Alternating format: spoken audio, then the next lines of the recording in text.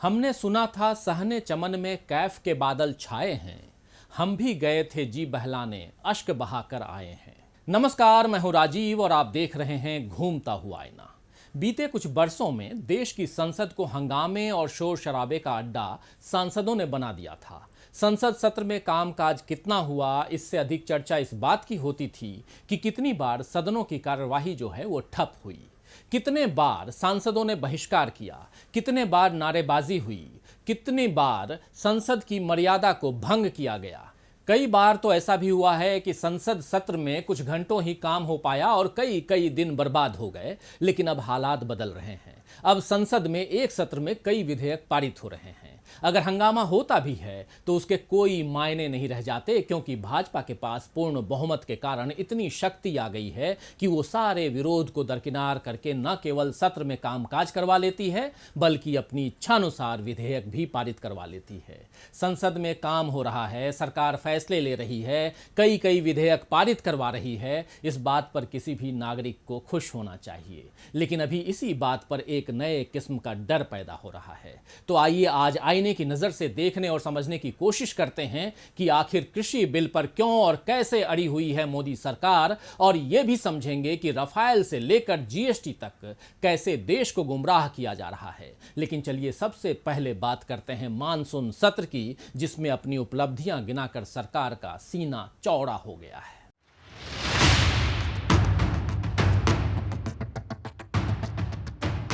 स्वास्थ्य मुसीबत के बीच ये तय ही नहीं हो पा रहा था कि संसद सत्र आयोजित होगा या नहीं, लेकिन कुछ देरी और बहुत सारे बदलावों के साथ मानसून सत्र आखिरकार लग ही गया और फिर समय से 8 दिन पहले ही खत्म भी कर दिया गया।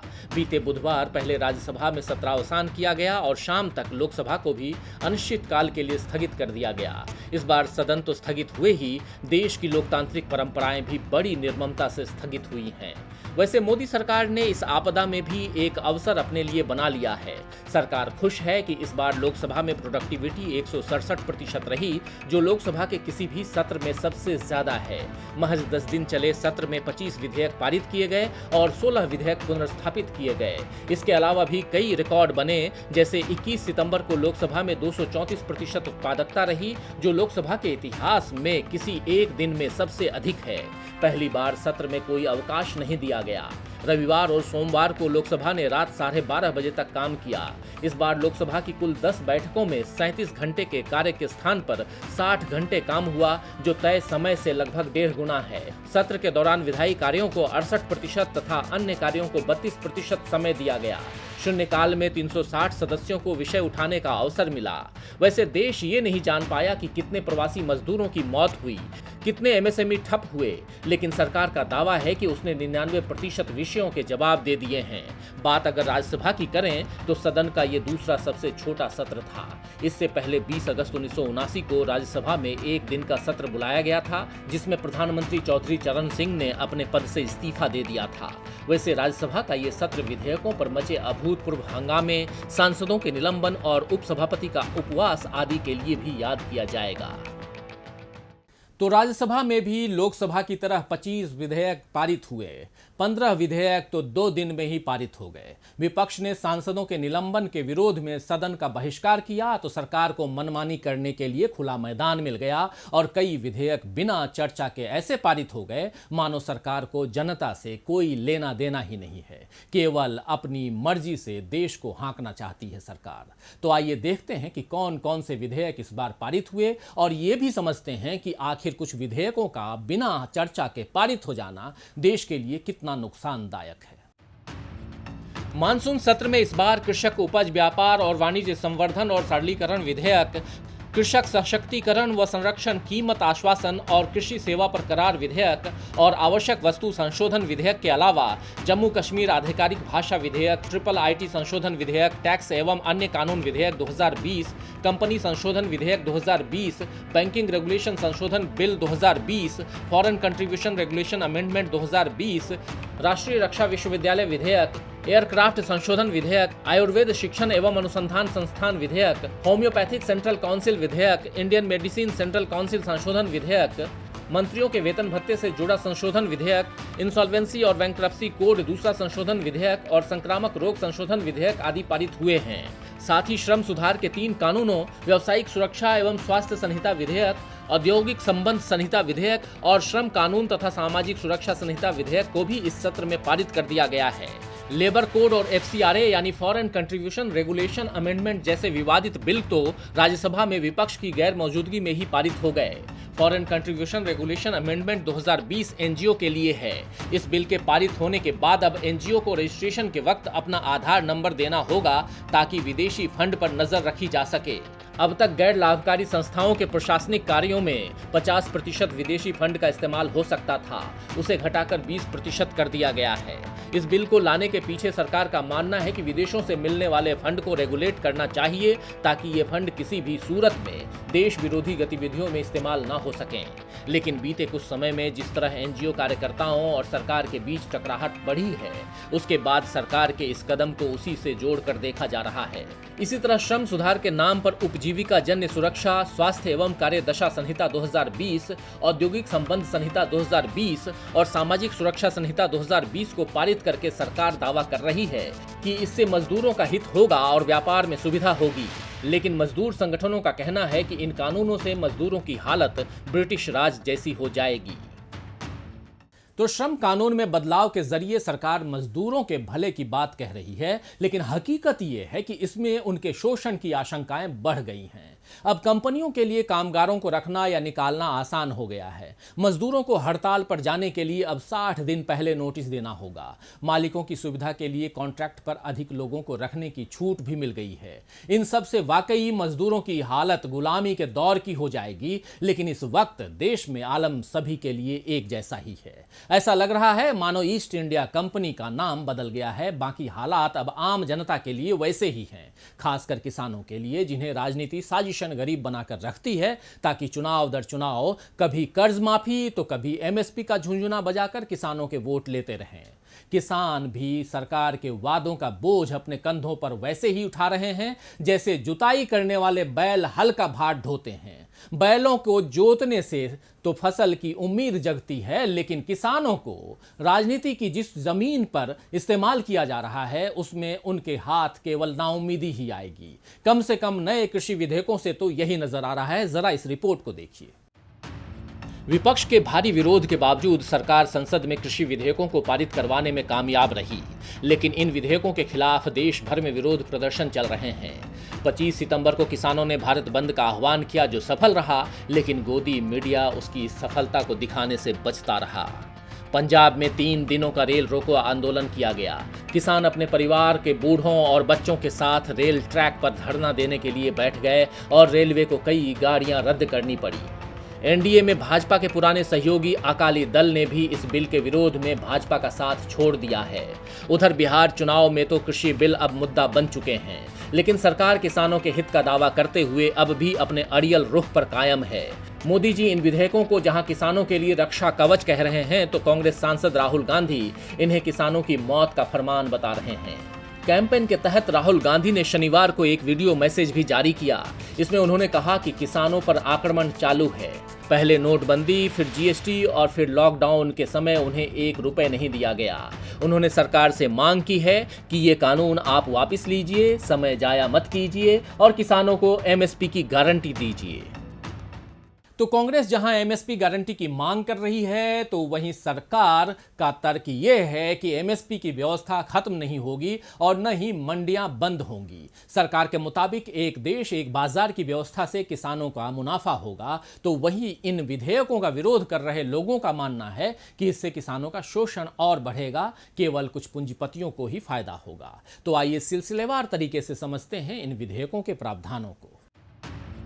पहला विधेयक है कृषक उपज व्यापार और वाणिज्य संवर्धन और सरलीकरण विधेयक। इसमें प्रावधान है कि किसान अपनी उपज को मंडी के बाहर देश में कहीं भी बेच सकता है। इस विधेयक के अध्याय 2 के 3 बिंदु में कहा गया है कि किसी भी किसान, व्यापारी या electronic trading and transaction platform को राज्य के भीतर या बाहर किसी भी व्यापार क्षेत्र में उपज का व्यापार करने की आज़ादी होगी। व्यापार क्षेत्र का मतलब ऐसी जगहों से है जहां फसल की खरीद बिक्री हो सकती है, फिर चाहे वो खेत हो या वेयर हाउस, कोल्ड स्टोरेज हो या प्रोसेसिंग यूनिट। विधेयक के मुताबिक खरीदार को किसान को सौदे के दिन ही या फिर अधिकतम 3 दिन के भीतर भुगतान करना होगा। पीएम मोदी के मुताबिक इस कानून से उनके फसल बेचने की लागत कम होगी और फसल की बेहतर कीमत वसूलने में मदद होगी। दरअसल मंडी और सरकारी खरीद की व्यवस्था किसानों को साहूकारों से मुक्ति दिलाने के लिए आजादी के बाद शुरू हुई थी। 1950 के दशक से राज्य अपने अपने कानून बनाकर कृषि उपज वितरण समितियों यानी एमपीएमसी और इनके तहत चलने वाली मंडियों की स्थापना करने लगे। किसान इन मंडियों में जाकर अपनी फसल बेच सकता था, जहां बिचौलिए या आढ़तिये होते थे जिन्हें सरकार कुछ शुल्क वसूल कर लाइसेंस देती थी।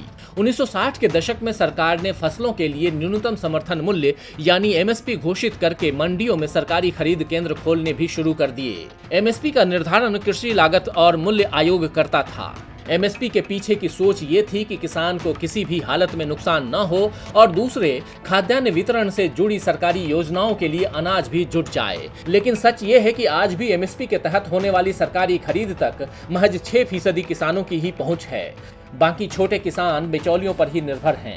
आर्थिक सहयोग विकास संगठन और भारतीय कृषि अनुसंधान परिषद की एक रिपोर्ट बताती है कि 2000 से 2017 के बीच किसानों को उत्पाद का सही मूल्य न मिल पाने के कारण 45 लाख करोड़ रुपए का नुकसान हुआ। इसीलिए बहुत से लोग इस कानून के पक्ष में हैं, लेकिन विरोध करने वाले कह रहे हैं कि अगर पुरानी व्यवस्था में कुछ गड़बड़ है तो उसे ठीक करना चाहिए। जैसे एमएसपी की गारंटी का कानून बना दें। कानून में लिख दें कि एमएसपी में कम दाम पर फसल खरीदना अपराध होगा। जब सरकार मंडियों से बाहर व्यापार की छूट दे रही है तो इससे किसानों को कोई फायदा नहीं होगा, बल्कि बड़े व्यापारियों को फायदा होगा, क्योंकि वे लोग बिना टैक्स चुकाए बाहर से खरीद कर सकेंगे। और अब समझते हैं कि किसानों की भलाई के नाम पर लाए गए दूसरे विधेयक के बारे में, जिसे कृषक सशक्तिकरण व संरक्षण, कीमत आश्वासन और कृषि सेवा पर करार विधेयक कहा गया है। इसके बारे में सरकार का कहना है कि ये कानून भी किसानों की आय में सुधार करेगा। आइए जरा इस रिपोर्ट को देखते हैं।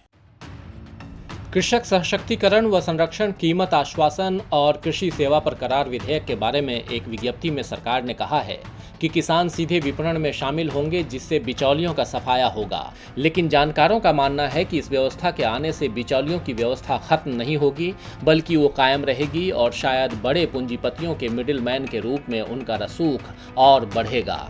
रहा सवाल कृषि सेवा पर करार यानी कॉन्ट्रैक्ट व्यवस्था का, तो ये भी आखिर में किसानों के लिए नुकसानदायक ही साबित होगी। अमेरिका जैसे देशों में खेती के क्षेत्र में वायदा बाजार और कॉन्ट्रैक्ट खेती जैसी व्यवस्थाएं अरसे से लागू हैं, लेकिन फिर भी किसानों को बचाने के लिए सरकार को भारी भरकम सब्सिडी देनी पड़ती है। यही हाल यूरोप और कनाडा आदि का भी है। इन देशों की तुलना में भारत में किसानों को और अधिक सरकारी मदद की जरूरत है, क्योंकि यहाँ 100 में से 45 लोग खेती करते हैं और 100 में से 60 लोग खेती पर निर्भर हैं। इसीलिए कॉन्ट्रैक्ट फार्मिंग के नाम पर इन लोगों को बाजार के हवाले कर देना घातक होगा।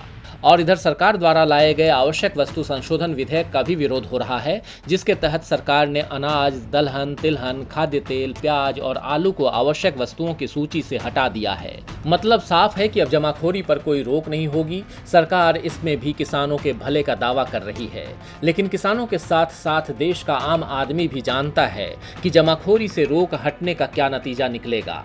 अब जरूरी चीजें मनमानी कीमत पर व्यापारी बेचेगा और सरकार जनता की भलाई का ढोल पीटती रह जाएगी। तो अभी स्वास्थ्य मुसीबत के वक्त जब जीडीपी ने गोता लगाया तो कृषि क्षेत्र से ही हो रही आय ने ही उसे थोड़ा बहुत संभाले रखा। लेकिन मोदी सरकार पूंजीपतियों के दबाव में देश को सहारा और भोजन देने वाले किसानों के भविष्य को ही दांव पर लगा रही है, जबकि उसका वादा था 2024 तक किसानों की आय दोगुने करने का।